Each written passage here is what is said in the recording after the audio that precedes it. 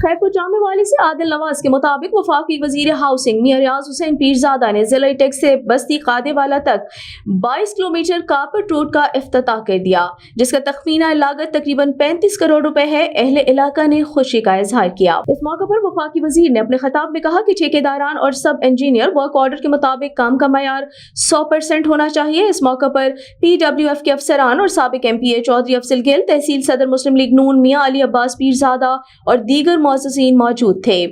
बाद अज़ां सब इंजीनियर मोहम्मद अमीन ने मीडिया को बताया कि ये रोड 5 किलोमीटर है और तकरीबन 7 करोड़ रुपए तखमीना लागत है।